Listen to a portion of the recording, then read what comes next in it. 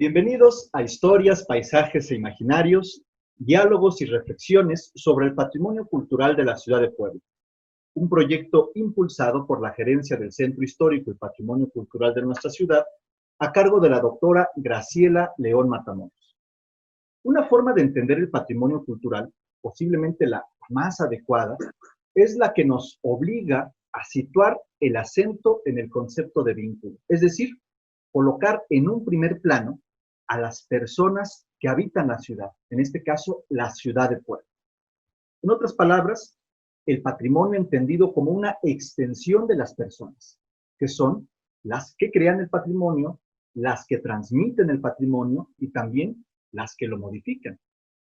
Uno de los medios, de los tantos que puede haber, para dar a conocer precisamente este vínculo, esta relación entre personas y bienes culturales, es decir, las personas que le conceden valor a los bienes patrimoniales, es la escritura de crónicas. Bueno, para adentrarnos en la materia, tengo el placer de conversar con el doctor Daniel Herrera Rangel, quien es licenciado en Historia por la Benemérita Universidad Autónoma de Puebla, maestro en Estudios Latinoamericanos por la Universidad Nacional Autónoma de México, doctor en Historia por el Colegio de México y postdoctorante en la Facultad de Filosofía y Letras de la UAP. Pues mi estimado Daniel, pues muchísimas gracias, es un honor poder charlar contigo y qué bueno que hayas aceptado esta breve conversación. No, hombre, pues el gusto es mío, John. Primero, somos grandes amigos y pues segundo, porque es un honor estar en este ciclo de charlas, que es un proyecto muy interesante, que han desfilado ya varios investigadores notables hablando sobre temas muy interesantes y que me consideres a mí para hablar de crónica, pues te lo agradezco mucho, viejo. No, claro, además, bueno, hemos tenido la oportunidad de dialogar en distintas ocasiones sobre lo importante que es con relación a los temas patrimoniales, acercarnos precisamente a las experiencias y a las vivencias de las personas, ¿no? Y tú me platicabas también desde hace mucho tiempo la pasión y el gusto que tienes por la crónica. Entonces creo que es una oportunidad ideal para poder comunicar, ¿no? Y acercar a la gente sobre un concepto, un género literario que es complejo en sí mismo, ¿no? Fíjate, Juan Villoro, y tú lo sabes muy bien, ¿no? En una publicación en La Nación, ¿no? En el periódico argentino, definió precisamente que la crónica era como el ornitorrinco de la prosa, ¿no? Una cuestión bastante sui generis. ¿Cómo podrías tú expresarnos y definirnos de manera sencilla qué es la crónica? Como dices, es bastante complicado intentar aventurar una definición del género, ¿no? Como tal. Me parece que es una escritura libre que está a caballo entre la literatura, entre la historia, entre el periodismo de investigación. O sea, reúne varios elementos de ciertos campos de la escritura y conforman un ente con características propias muy interesante. Creo que es una manera de acercarse a las historias pequeñas, a las historias chiquitas, ver el micro, ¿no? Para observar el macro. Es decir, acercarse a fenómenos que parecen que no tienen ninguna relevancia, ¿no? O actores que son tal vez, que pueden pasar inadvertidos en un recuento que hacen otras disciplinas, como la historia, que se fijen en acontecimientos, en ciertas cosas, coyunturas, estructuras, en fin, pero van dejando de lado ciertas historias pequeñas que están ahí, ¿no? Y que hacen falta contarlas, porque a partir y a través de esas historias pequeñas podemos descubrir todo un universo muy, muy peculiar, ¿no? Entonces, este género de la crónica a mí me parece que es noble y es hermoso, por eso, porque nos acerca a estas historias pequeñas, a una mirada del mundo que posiblemente no tengamos en otras disciplinas del conocimiento, en otras áreas de la escritura. Y además, porque es una escritura muy íntima, ¿no? La crónica tiene esa maravilla de ser totalmente subjetiva, ¿no? Dice Caparrós, que también sabes que es cronista, novelista, cronista argentino, que para mí es mejor cronista que novelista. El cronista es un monstruo, Caparrós. Dice Martín Caparrós que las crónicas es en primera persona, se escribe en primera persona en el yo y en el subjetivo, ¿no? Aquí no estamos jugando con estas minucias de la objetividad, de imparcialidad, no. Aquí el que escribe es totalmente un actor del escrito, ¿no? Es un participante directo de la historia. Entonces, la crónica es este mecanismo que permite involucrarnos en una historia y contarla a través de nuestra perspectiva. Por supuesto, necesita cumplir con un requisito fundamental que es no mentir, ¿no? O sea, ser objetivos en el sentido de decir las cosas como son, como uno las está percibiendo o como te las están contando, ¿no? No falsear cosas, no falsear datos, no exagerar, no. Pero sí dentro de la subjetividad totalmente. O sea, finalmente es una construcción de un evento a partir del yo, ¿no? Es muy interesante esa nobleza que tiene la crónica de permitirnos conocer estas historias, interpretar estas historias y narrarlas para que alguien más las lea, ¿no? Eso me parece que lo hermoso que tiene este pequeño, no sé si llamarlo ni siquiera género, ¿no? Este pequeño subgénero, este campo extraño que es la crónica. Además es un género, tú bien lo sabes, es un género bastante, o subgénero, como le digamos, castigado, ¿no? Porque siempre se le hace el feo, por esta naturaleza atípica, por este ser anómalo, ornitorrinco, siempre se le hace como menos, ¿no? Si nos fijamos un poco en los planes los planes académicos de historia, no se imparte una materia, un curso que sea sobre crónica, ¿no? Porque se ve como algo muy menor. Eso no es objetivo, entonces no es dentro de la historia, ¿no? Dentro de la literatura de la Academia de Letras tampoco se suelen dar cursos sobre crónica, lo mismo, ¿no? Están más enfocados en narrativa, en cuento, en novela, en otras expresiones, pero a la crónica no se le presta la atención debida. Tal vez en las escuelas de comunicación, pero ahí nos vamos a otra cosa, al periodismo de investigación, ¿no? Que es también algo que se hace muy poco, que tiene muy pocos medios, ¿no? Que publican y que patrocinan, que están financiando periodismo de investigación, que es tan necesario para América Latina, pero tampoco es algo que se estimule comúnmente, ¿no? Si hacemos memoria, solo hay muy pocos medios latinoamericanos que están preocupados por publicar crónica, ¿no? O periodismo de investigación que se acerca mucho. O sea, la frontera entre uno y otro es muy, muy, muy tenue. No sé, Aristegui ha publicado periodismo de investigación y que por ahí tocan algunas cosas de crónica. Esta revista MX también publica crónica y es muy interesante los trabajos que han publicado. Gato Pardo es otra revista que está preocupada por crónica. Anfibia, que son ya revistas latinoamericanas. Pero en realidad son pocos los medios que dan estos espacios. Es decir, la crónica no se estimula desde la academia para que los chicos y las chicas empiecen a escribir crónica como una manera profesional de algún modo, ¿no? Y tampoco cuenta con los espacios para su difusión. Es muy poco lo que se fomenta, ¿no? Entonces es un género muy castigado. No se le presta la atención que creo que merece, que corresponde. Oye, mira, y con relación, por ejemplo, estaba yo leyendo si era posible o no hacer una historia de la crónica y las complejidades que tiene, precisamente porque es un género que no se sabe bien a bien cómo hacer, ¿no? Había como 3 momentos en lo poquito que pude yo revisar, donde hay una confusión. Se habla, por ejemplo, de los cronistas de Indias, pero que forman parte de otro ámbito, de otro mundo, de otra realidad, de otros objetivos. Pero después tenemos a los cronistas o la crónica de corte modernista de finales del siglo XIX y siglo XX, pero después tenemos a los cronistas contemporáneos, ¿no? Desde la práctica misma que tú realizas, ¿cuáles son tus referentes? ¿Cuáles son aquellos hilos de los cuales tú jalas para poder entender el ejercicio y la práctica de la crónica? Es decir, ¿a quién observas, a quién lees, en quién te basas y en quién te sustentas para poder tener ese puente de comunicación sobre este género tan particular?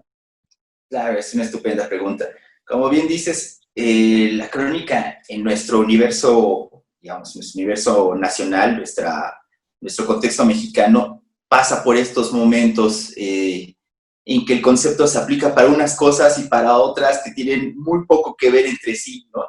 Primero los cronistas de Indias, que tienen este objetivo de contar las cosas tal como las vivieron, ¿no? Más cercanos o con una pretensión más histórica que de propio cronista. El concepto que se tenía en el siglo XVI es muy distinto a lo que se va a entender después por crónica. Ya en el siglo XIX están estos cronistas como Gutiérrez Nájera, no sé, varios modernistas, escritores modernistas mexicanos que empiezan a profundizar en la crónica con este sentido más social de rescatar las historias cotidianas, ¿no? Dentro de esta crónica del 19 hay un tipo que me parece que es espectacular y tal vez eso va un poco respondiendo a la pregunta.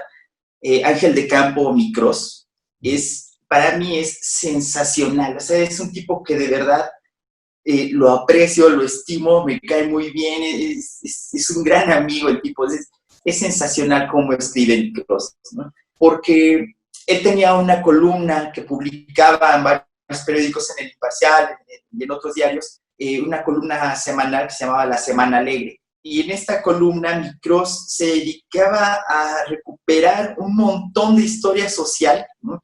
Que ahora vemos como historia social y que es una fuente inagotable, de verdad inagotable para los historiadores sobre el siglo XIX.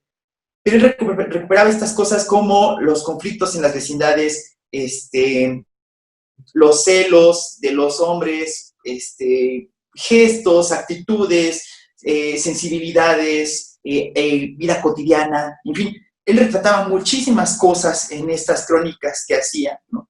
Que además lo expresaba con un lenguaje fluido, ameno, que de inmediato enganchaba al lector, que lo involucraba, que lo hacía parte de él, ¿no?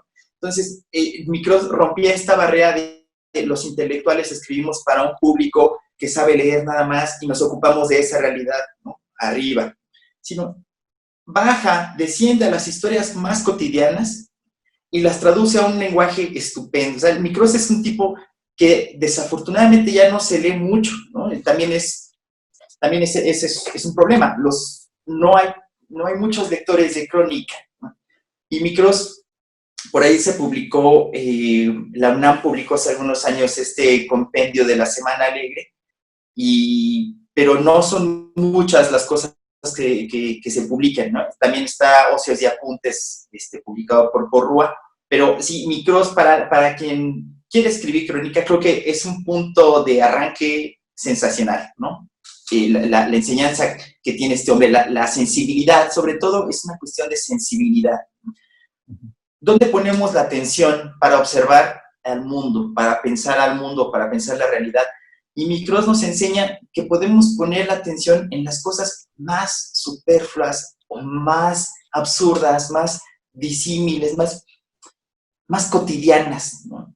Y a partir de ahí construir grandes relatos y pensar la sociedad que tenemos. O sea, yo leyendo las crónicas de Micros puedo interpretar con mucha mayor facilidad la sociedad porfiriana que leyendo libros de historia de grandes académicos, ¿no? Porque Micros te refleja esas cosas que no están en la historia, que escapan, otra vez, que escapan a la mirada del historiador o del literato. Es lo mismo, la manera en que retrata una novela, no sé, Baile y Cochinos, de estas grandes novelas de finales del 19, no es lo mismo cómo retrata la sociedad que la crónica que hace Micros, ¿no? Oye, a ver, me creo que estamos teniendo después, espera, estamos teniendo hacia la crónica, digamos, moderna, creo que un punto también fundamental es el libro que publica Monsiváis, esta antología. ¿Estás? Sí, es que tuvimos un pequeño problema técnico, se congeló creo que la señal. Ok, me decías que después de Micros, otro referente es Monsiváis para ti, ¿no? Por supuesto. Monsiváis es un tipo obligado. Él mismo es un gran cronista, ¿no? Sus crónicas marcaron una época y marcaron una nueva manera también en que los intelectuales se fijaron sobre los fenómenos de la cultura popular, ¿no? Monsiváis, por supuesto, es un parteaguas. Además, es un maestro del lenguaje. Él mismo recrea todo un lenguaje complejo para describir una realidad que en apariencia es sencilla, pero es bastante compleja, ¿no? Entonces, claro, recordemos que Monsiváis escribe desde un concierto de Juan Gabriel, o sobre Gloria Trevi, o sobre cosas así, para resignificar grandes fenómenos culturales que acontecen en ese momento, ¿no? La masculinidad, la persecución contra la homosexualidad, en fin, cosas que están en el fondo de nuestra sociedad que afloran a partir de pequeños fenómenos como un concierto de Juan Gabriel. Eso hace un gran cronista. Y por otra parte, además de las crónicas que escribe, publica este libro que es fundamental y debe de estar en el librero de cualquier tipo que le interese la crónica, que es A ustedes les consta, ¿no? Es este volumen que hace lo que decías justamente, una especie de historia informal de la crónica en México, ¿no? Y nos da una ventana muy interesante, muy completa, sobre lo que ha sido el género, cómo se ha transformado desde el siglo XIX hasta nuestros días, ¿no? Si tiene a Gutiérrez Nájera, una de las primeras, de las últimas son, por ejemplo, Alma Guillermo Prieto o José Joaquín Blanco, ¿no? Que escriben unas crónicas sensacionales, geniales, ¿no? Entonces, esta obra de Monsiváis nos da un referente muy completo de cómo se escribe, cómo se puede escribir la crónica, ¿no? Cómo puedes observar, cómo te puedes sensibilizar y cómo puedes narrar un acontecimiento. Dentro de los cronistas que están ahorita, por ejemplo, creo que merece mención, bueno, Villoro, que ya lo mencionabas, que es un referente, Héctor de Mauleón, que también está haciendo crónica sobre la Ciudad de México, muy interesante, pero está este caso, por ejemplo, de Fernanda Melchor, que ella saca esta novela de Temporada de Huracanes y salta a la fama, porque es un pedazo de novela tremendo y sensacional, ¿no? Pero además, esa proyección permite que Mondadori publique su libro de crónicas, ¿no? Que se llama Aquí no es Miami. Y es sensacional, o sea, de verdad es muy, muy, muy bueno sobre la crónica, la violencia, los fenómenos de violencia que ocurren en el Veracruz de 2000 a 2015, ¿no? Más o menos. Entonces, de nuevo, la manera en que Melchor se acerca a estas historias de los trabajadores portuarios en el puerto, las redes de contrabando, estos pequeños tratos clandestinos en los bares, nos acerca a una realidad que de otro modo nos estaría vedada, ¿no? Y eso es lo maravilloso de la crónica. Y por último, sí creo que cabe resaltar el papel que tiene Caparrós para la gente que le gusta el género y que quiera profundizar. Caparrós publicó un libro que se llama La Crónica, así. Es un libro voluminoso, es Planeta que lo publica, y es muy buen libro porque va intercalando los consejos o las reflexiones que él hace sobre el ejercicio de la escritura de la crónica con crónicas que él ha hecho, ¿no? Entonces, así vamos transitando un poco de la teoría a la práctica, ¿no? ¿Cómo se escribe? ¿Qué es lo que debemos observar? ¿A qué cosas tenemos que estar atentos? ¿Cuáles son los pecados en los que no puedes incurrir? ¿Cómo falsear? ¿Cómo mentir? ¿Cómo poner palabras en la boca de alguien que no dijo eso, ¿no? Pero también está la práctica. Entonces hace crónicas sensacionales de sus viajes, de otros países, de otras sociedades. Es un libro muy completo. Creo que es un referente obligado leer a Caparrós. Es de los tipos que, además es de los tipos que más ha profundizado, más ha pensado en cuanto a un poco la teoría, en pensar sobre la propia praxis de la escritura de la crónica. Eso tampoco es algo que se haga cotidianamente. No hay mucha gente que escriba sobre cómo escribir crónica. Claro. Oye, y el espacio urbano entonces ha sido, digamos, el ámbito en el cual los cronistas se han sentido más cómodos para poder desarrollar este género, pero no es exclusivo del ámbito urbano. No sé, ¿cuál sería tu opinión sobre esto? Creo que también es una cuestión de época, de cómo va creciendo el género poco a poco.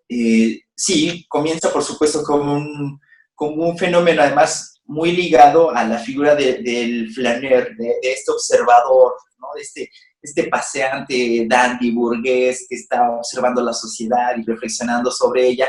Entonces, en el 19 tiene mucho este sabor del flaneur, pero poco a poco va transitando de ser un fenómeno de la urbe a un fenómeno también que, por supuesto, tiene que concebir al mundo rural, ¿no?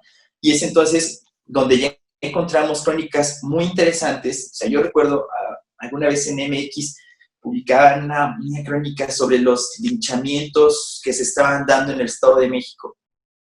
Y era brutal. O sea, es acercarnos a una realidad brutal, ¿no? A partir de un observador. De nuevo, se desplaza la crónica de ser un ámbito urbano a ser un fenómeno que está más bien en la periferia, ¿no? Hacia el mundo semi-urbano, ¿no? Más remoto, digamos. Y nos acerca con una crudeza a los acontecimientos que era impactante. O sea, yo recuerdo muy bien esa crónica, impactante, de verdad impactante. Otra publicaron sobre el caso de unas personas que andaban en un lugar del Estado de México, también en un poblado, y se empezó a correr la voz de que estas personas, como eran ajenos al pueblo, que eran extraños, se empezó a rumorar que andaban robándose a los niños. Entonces los detiene el pueblo, los bajan y los linchan, ¿no? Y es un caso también dramático, o sea, barbarie pura y dura, ¿no? Y resultó, a final de cuentas, resultó que los tipos ni la debían ni la temían, o sea, iban a hacer un trabajo, todo esto, pero la comunidad, ¡pum!, sale y lanza una violencia, ¿no?, sobre estas personas, ¡pum! Entonces, la crónica, en este caso, por ejemplo, es sensacional porque nos permite ver cómo este género humilde y al que le hacen el patito feo de la escritura, nos acerca a un fenómeno de una sociedad que no cree en las instituciones de justicia, que por eso tiene que obrar por la justicia en propia mano, porque no hay nadie que las defienda, no hay un Estado de Derecho vigente. Y cómo responden a estas un poco usos y costumbres de aquí vamos a implantar nuestra propia ley, ¿no? ¡Pum! Este es un ejemplo de cómo un fenómeno pequeño, chiquito, en apariencia algo, dos tipos que fueron agredidos, nos refleja un macro, toda una problemática social que está ahí, ¿no?, dentro de la sociedad, que está latente, pero que es difícil apreciarla dentro de otras formas, ¿no?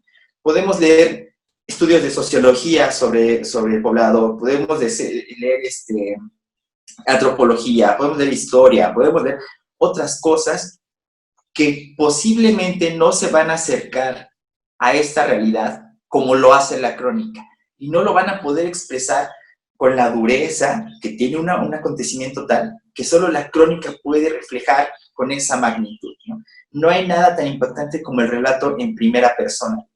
Yo vi lo que pasó. O escuchar al vecino que cuenta, pues yo estuve ahí, yo sujeté o sea, de inmediato estás siendo parte, ¿no?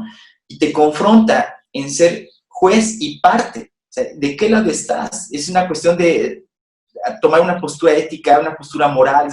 En fin, la crónica permite toda esta serie de reflexiones, ¿no?, a fondo, que te llevan a otras cosas a partir de una cosa pequeña, aislada en apariencia, ¿no? Claro, claro. Oye, y ahora trasladando todo, digamos, este cúmulo de aspectos que ahorita nos has detallado muy, muy, muy bien, con relación al patrimonio y a la ciudad de Puebla, ¿por qué sería tan importante la puesta en marcha de escrituras de crónica sobre los habitantes de la ciudad? ¿Qué permitirían mostrarnos con relación a este vínculo con el cual iniciamos esta charla entre patrimonio y personas que conforman precisamente un espacio, que están lejos de ser actores pasivos, que constantemente están repensando y rediseñando el espacio en el cual habitan, que constantemente se les dice que es un espacio patrimonial, pero cómo poder establecer ese puente? ¿Por qué la crónica sería importante? ¿Y cuáles serían algunos de los temas que tú considerarías que serían urgentes que la crónica dé cuenta precisamente para observar estas cuestiones? Creo que hay muchas cosas que se pueden abordar. Sobre todo algo que sí creo que vale la pena mencionar es que no hay precisamente un tema que la crónica nos dé. Es decir, cuando uno quiere hacer crónica, no vas pensando en voy a escribir exactamente sobre esto, ¿no? No es como otras disciplinas que este es mi objeto de estudio. Digamos, como historiadores, tenemos esa deformación de este es mi objeto de estudio, quiero estudiar lo que pasa en este fenómeno social, entonces ya tengo preconcebido actores, fenómenos, espacios, épocas, circunstancias, causas. Ya tengo toda una imagen previa de lo que voy a escribir. En cambio, la crónica vas a la libre, es a ver qué hay, ¿no? A ver qué hay. No está construido, tú lo vas a construir, pero no es tan libre, no es tomo una fuente, saco lo que dice la fuente y listo, ya construyo. No, tengo que ir a hablar con la gente, a observar a la gente, a ver cuál es la historia que está ahí, ¿no? Posiblemente muchas veces vemos a las personas y no nos ponemos a pensar en que tienen historias tremendas detrás, ¿no? Y no está hablando de historias tremendas de grandes dramas, no, historias muy interesantes, ¿no? El primer señor que puso una tienda de balones o de trofeos deportivos en la ciudad, para mí esa es una crónica, para mí es un tema, ¿no? Y son historias en apariencia pequeñas, ¿no? Pero no están, ¿no? Entonces hay que acercarse a la gente, en este caso a los habitantes de Puebla, y pensar, a ver, te escucho, a ver qué tienes que decir, ¿no? Y siempre, afortunadamente, en la experiencia que tengo, la gente siempre te sorprende con cosas sensacionales, ¿no? Es lo bonito de escribir crónica, porque tú vas a chismosear, literalmente a chismosear, a fisgonear, lo que la gente te quiera contar, ¿no? Sí, sí, y cómo te lo quiera contar. Entonces, es bien bonito escuchar las experiencias, las historias, los sueños, los temores, los anhelos, los miedos de la gente, ¿no? Y eso, traducirlo a una escritura, ese es un ejercicio genial, ¿no? Alguna vez, conversando, yo quería hacer, por ejemplo, una crónica sobre vendedores ambulantes en la Ciudad de México, y eran, en este caso, chachareros que están atrás de Bellas Artes. Un grupo de comerciantes que están ahí que son geniales. Entonces, ya tenía un poco la idea o la intención de sobre qué escribir. Y cuando me acerco con uno de ellos, empezamos a conversar, a interaccionar, porque además tienes que ser parte de, ¿no? Escuchas y, digamos, no te haces no te haces pasar por, ¿no? Es una cuestión de autenticidad. Mira, me interesa escucharte y escribir sobre esto. ¿Quieres contarme? Adelante, ¿no? Por supuesto. Y se empieza a ver este intercambio, esta charla. Y el tipo me acabó contando toda una realidad sobre la delincuencia en Ciudad Neza, ¿no? Porque resultaba que él había sido en algunos años ratero y se robaba los tanques de gas. Entonces, yo me pasé 3 horas deliciosas, atacado de risa totalmente, escuchando las vivencias y las historias de este hombre. Pero es eso, uno va con una idea sobre lo que quiere escribir, pero la realidad te golpea con otra cosa. No podemos manipular la realidad de este modo. Entonces, uno va y a ver qué te da la persona que está hablando, ¿no? Así que un poco regresando, perdón que me vaya en estos vericuetos, un poco regresando a la pregunta que hacías, creo que hace falta mucho en Puebla formar más el género, que haya más gente que escriba crónica, invitar a la gente a rescatar estas historias. Hay muchos proyectos que deben ser impulsados en los barrios, a rescatar tradiciones, a rescatar cosas, pero no solo como se suele hacer como historia oral, ¿no? Que es otra disciplina que rescata otras cosas con otra metodología, mucho más fría, mucho más con esta distancia de yo vengo a documentar, ¿no? Pero yo estoy afuera, yo soy ajeno, porque tengo que ser objetivo, imparcial, ¿no?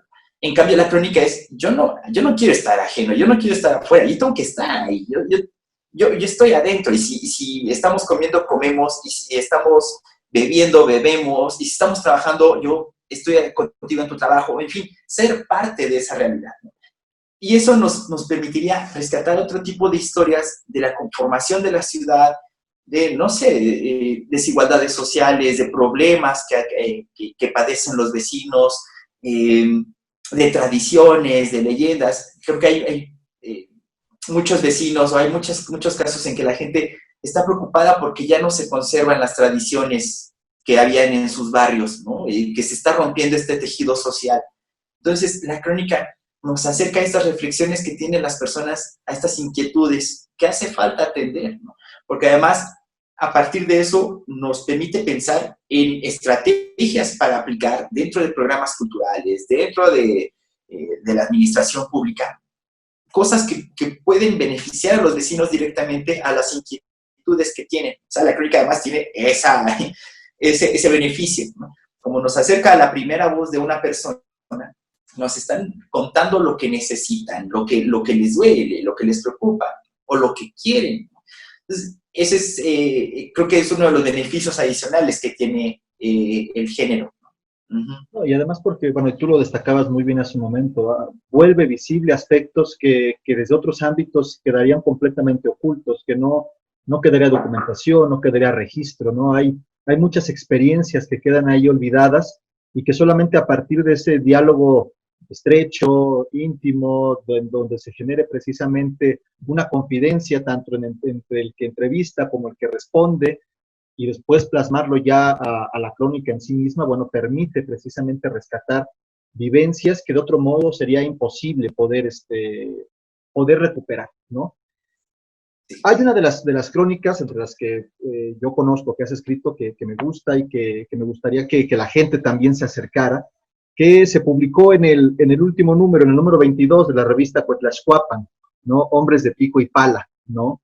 Donde es un número, ¿no? Conmemorativo al Panteón Municipal, pero que este número conmemorativo no solamente estaba abocado a dar cuenta de la historia de manera tradicional, ¿no? Como comúnmente la hacemos, ni tampoco dar cuenta del valor única y exclusivamente de la monumentalidad, ¿no? Del espacio, sino que lo que tú haces es recuperar precisamente las vivencias de la gente que trabaja ahí, ¿no? Y a partir de esas vivencias, conocer un poquito los entresijos de aspectos que comúnmente son dejados de lado y que la crónica permite precisamente observar, ¿no? Entonces, creo que Hombres de Pico y Pala permite adentrarnos a todos aquellos que a lo mejor nunca han leído o no saben que han leído crónica anteriormente, a poder situar, esto es una crónica.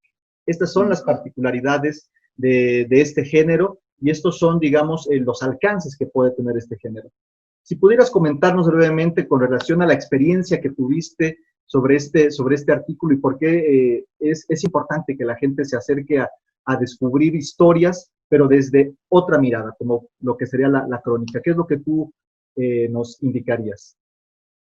Pero tú dices en el clavo perfectamente. La crónica nos permite que las personas sean actores, sean protagonistas de su propia historia, ¿no? No como sujetos pasivos, sino como activos, como yo estoy contándote mi historia, es mi pasado, es mi interpretación de los hechos y ahí te la comparto, pues, ¿no? Eso es muy lindo y no está en otros registros, ¿no?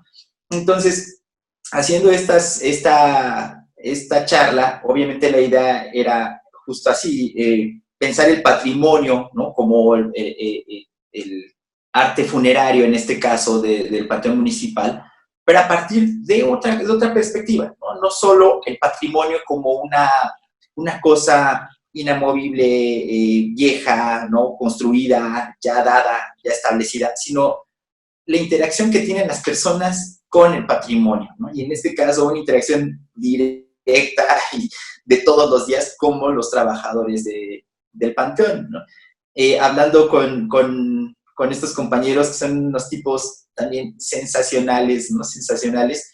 La experiencia que me dio es cómo ellos interpretan el sufrimiento cotidiano y aprenden a lidiar con eso, ¿no? Entonces, despojar un poco el oficio que tienen del morbo, de la figura tenebrosa, algo que se ha construido en la cultura popular, en el imaginario colectivo de el sepulturero es algo tenebroso, ¿no? En realidad son tipos con un trabajo muy duro físicamente y emocionalmente. Entonces, cómo ellos tienen que lidiar con el dolor de las personas, cómo son partícipes de ese sufrimiento, de esos momentos tan terribles que es enterrar a una persona, ¿no? Y cómo logran lidiar con ello para interpretar que es un trabajo y que lo tienen que hacer. Entonces, es sensacional. O sea, estos tipos son de verdad geniales, ¿no?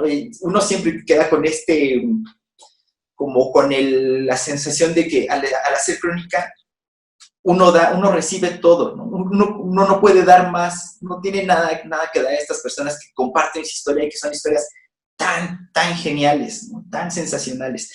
Y a mí me pareció que era importante escribir crónica sobre ellos, primero para desmitificar la figura, ¿no? De que todos estos imaginarios que rodean a la figura del sepulturero, pero sobre todo porque ¿quién más va a contar su historia? Si la crónica no cuenta la historia de estos personajes pequeños, ¿quién lo va a contar? Hay que tener dos cosas, creo, esencialmente para escribir crónica. Una es empatía, ¿no? Hay que ponerte directamente en el lugar del otro, entender, comprender al otro. Y la otra es no juzgar. Te pueden contar cosas positivas, cosas terribles, cosas que han hecho buenas, malas, como cualquier persona, ¿no? Y uno no tiene por qué juzgar, solo está recibiendo una historia que te están compartiendo. Mis juicios morales los dejo aparte, ¿no? Yo trato de comprender sus historias, ¿no? La de este ladrón en esa, me contaba cosas que moralmente son condenables, pero a mí no me corresponde juzgarlo, ¿no? Me corresponde contar su historia, porque nadie más va a contar la historia de la delincuencia urbana desde abajo, desde la primera persona, ¿no? Y en este caso, los sepultureros, nadie más va a contar su historia de lo que tienen que lidiar trabajando 15 años todos los días en el panteón municipal, y que parece que son figuras que pasan de largo, que la gente no repara en ellos, que no les presta atención, ni les rinde el justo reconocimiento a su labor. Es un trabajo fundamental. Y la crónica nos acerca otra vez a ser sensibles, a ser empáticos con la persona que nos está compartiendo su historia, ¿no? No solo del que escribe, sino del lector mismo. Lo que uno busca cuando escribe estas historias es que el lector se sensibilice ante una realidad, ¿no? A pensar, bueno, pues sí, hay un ladrón en Ciudad Neza, pues sí, ¿no?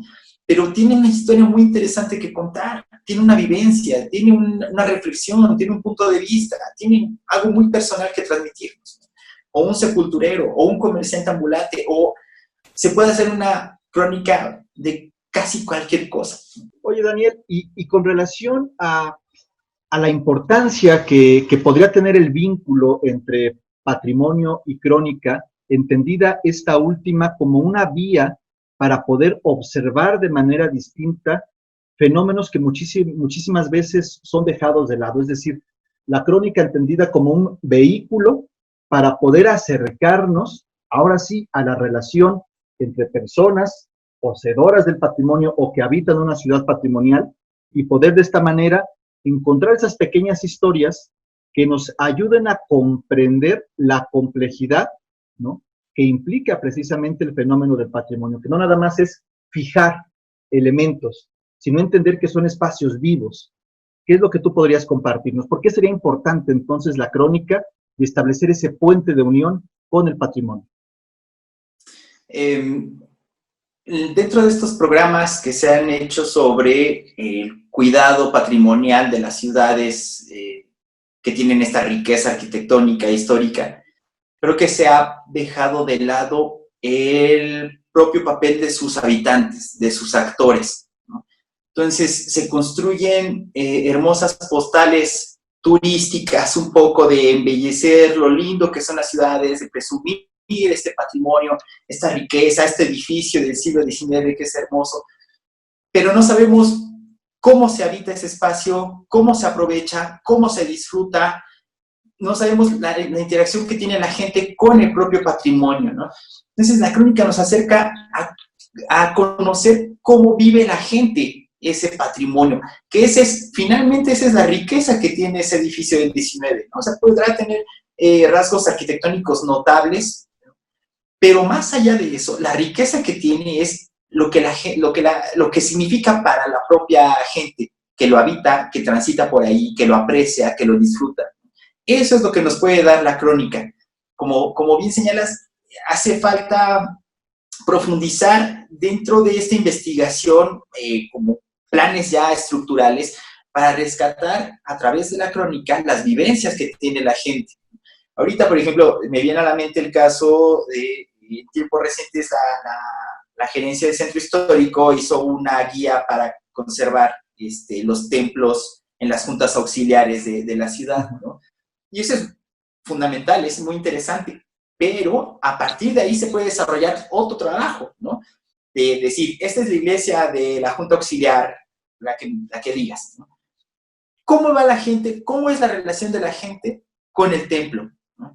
¿Cuáles son las interacciones sociales que se dan ahí? Las personas que venden afuera de la iglesia, las personas que van a la iglesia, los recuerdos de quien fue bautizado en esa iglesia, la boda de la abuelita que fue en 1920 en esa iglesia, todo lo que significa el templo para una comunidad.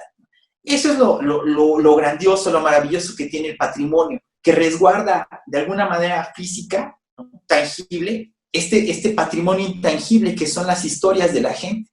Y eso es lo que el reto, creo, es uno de los desafíos que tienen las ciudades patrimonio, rescatar el valor del patrimonio intangible.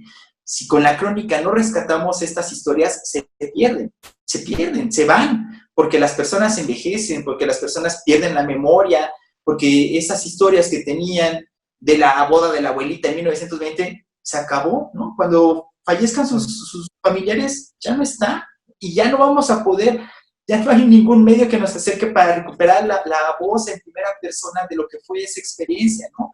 O de por qué era importante la construcción del templo, o de mi padrino que fue parte de la construcción, fue de los albañiles que trabajaban en la edificación del templo, y el orgullo que significa para mí que mi familiar haya contribuido a esto, ¿no? Hay un montón de historias y de enfoques que se pueden rescatar, pero claro, la crónica es una manera maravillosa, riquísima, de interpretar este patrimonio edificado que tenemos a partir del patrimonio intangible. Ese es el reto, creo, es cómo te acercas al patrimonio intangible de las ciudades, más allá del folclorismo y del pintoresquismo que muchas veces se pone. No, hay que contar estas historias que están ahí, que pueden ser buenas o malas, como siempre, ¿no? Y hablando con esto de contar, o sea, ahorita estoy pensando, siempre estamos los historiadores diciendo que la historia la hacemos desde el presente, pero siempre estamos únicamente inmersos con los documentos, no convivimos con la gente, no, no dialogamos con la gente, no generamos precisamente esta relación. Y creo que lo platicábamos también en otro momento, la crónica como un ejercicio para poder en algún momento dado saber contar historias, ¿no? Para poder narrar de mejor manera la historia de las ciudades patrimoniales, ¿no? Que no solamente están anquilosadas como museo, en un museo en el pasado, sino que son entes vivos. Entonces, para poder establecer ese puente entre pasado y presente, creo que la crónica es un puente extraordinario para poder, insisto, saber narrar de una mejor manera, más atractiva, la historia de estas ciudades. No sé qué tendrías tú que decir al respecto. Claro, además la historia nos permite transitar en estos espacios temporales, ¿no? Se puede hacer la crónica de las vivencias de la persona actuales, ¿no? Pero esa persona a su vez tiene recuerdos que nos van a remontar a 2, 3 o 4 generaciones anteriores, ¿no? Y por ahí nos saca una foto y entonces, ¡pum!, ya se construye todo un relato, ¿no?, integral, visual, narrativo, de memorias, de sensibilidades, de cosas que para los historiadores eso es riquísimo y que lamentablemente no tenemos, ¿no? O sea, podemos visitar y revisar exhaustivamente los archivos, pero difícilmente se encuentran las historias de abajo, las historias más pequeñas, ¿no? Cómo la gente interpretaba las cosas, cómo las leía, cómo las sentía, cómo las vivía. Esto que la academia lo llama como teoría de la recepción, ¿no? No sé, un ejemplo, un anuncio publicitario del refresco, de lo que quieras, de cualquier mercancía en los años 50. Podemos tener el anuncio, pero no sabemos lo que la gente pensaba de ese anuncio. Los historiadores siempre tenemos esta limitante de tratar de hablar por el otro porque no están los registros. Es muy difícil que te encuentres un registro de a mí ese anuncio me disgustaba, me inspiraba tal cosa, me hacía pensar. No lo tenemos, ¿no? En cambio, la crónica sí nos da, ¿no? Entonces, se tiene que, para los historiadores que están en formación y también para los veteranos como nosotros, deberíamos de acercarnos mucho más a la crónica, ¿no? Porque nos sensibiliza sobre cómo pensar un problema y sobre cómo narrarlo, ¿no? Sin estas limitantes, sin estas camisas de fuerza que nos impone la teoría de, según Foucault, esta es la teoría de la dominación y por eso el oprimido está pensando, no, ¿qué tienes tú que contarme y cómo lo pensaste y cómo lo interpretaste, ¿no? Y desligar un poco el relato del pasado, ¿no? De estas trabas que nos impone la teoría y acercarnos mucho más a la experiencia de la persona. Eso es, solo la crónica nos da ese acercamiento, esa manera de ser empático con el objeto histórico, con la persona que tiene un pasado que contarnos, que compartirnos. Entonces, la crónica además nos permite este ejercicio sobre la historia. Los chicos que están en formación, repito, deberían de acercarse mucho más a un ejercicio de cómo contar una historia, cómo soltar la pluma, cómo rescatar un pasado, cómo ser mucho más empáticos sobre la realidad de años anteriores. No solo verlo como con esta frialdad de las estadísticas o de la teoría o estos filtros que tenemos para pensar la realidad del pasado, sino acercarnos directamente. Cuéntame la historia de tu abuelo. ¡Pum! Y ahí te va a salir, mi abuelo participó en tal cosa, hizo tal cosa, bla, bla, bla. ¡Órale! Y genial, genial. Muy bien. Bueno, pues con esta última idea nos despedimos, es decir, la crónica como un extraordinario puente para poder narrar la historia de las ciudades patrimoniales, para poder observar a las personas y para dejarnos sorprender, ¿no? Por cosas que muchas veces podríamos pensar que quedamos por sentada, pero que la misma vivencia y la misma experiencia de las personas que habitan estos espacios nos dan un sinfín de posibilidades de entender nuestra ciudad patrimonial desde otro punto de vista. Pues muy bien, Daniel, pues muchísimas gracias. Ha sido un gusto, ha sido un placer. No sé si tengas algo más para antes de despedirnos. Bueno, me gustaría hacer la invitación para que las personas se acerquen a escribir el género, para que lo lean primero, ¿no? Para que se animen a leer crónica. Como lector es una experiencia muy rica porque te acerca a universos desconocidos, ¿no? Insospechados, geniales. Y para que se animen a escribir crónica. En la revista pues, Las Coapan ahora hemos fomentado, hemos tratado de tener este espacio destinado exclusivamente para la crónica, ¿no? Un espacio en un medio de difusión público, gratuito, ¿no? Que sea para que la gente que se anime a escribir crónica, que la mande a la revista. Creo que es una manera de conseguir este programa social que tiene la administración y la gerencia, esta perspectiva muy social de este es un medio de la gente y para la gente. Entonces, que las personas se acerquen a escribir crónica, que suelten, que se animen. No hay un manual de cómo escribirlo, no hay una receta, no lo vas a estudiar porque no se da en las academias. No. Eso es práctica. Y que escriban sus crónicas y las manden a la revista. Sería un placer, de verdad, publicar las crónicas que escriban los lectores, ¿no? Que nos hagan llegar los lectores. Sería sensacional. Creo que eso es una de las misiones que tiene la revista, que la gente haga uso de ese espacio que es para ellos y que es de ellos, ¿no? Pues muy bien, bueno, pues aquí con la invitación más que abierta, también que consulten el artículo de Hombres, Pico y Pala, y pues nada, nos despedimos y nos vemos para una siguiente sesión de Historias, Paisajes Imaginarios. Hasta luego.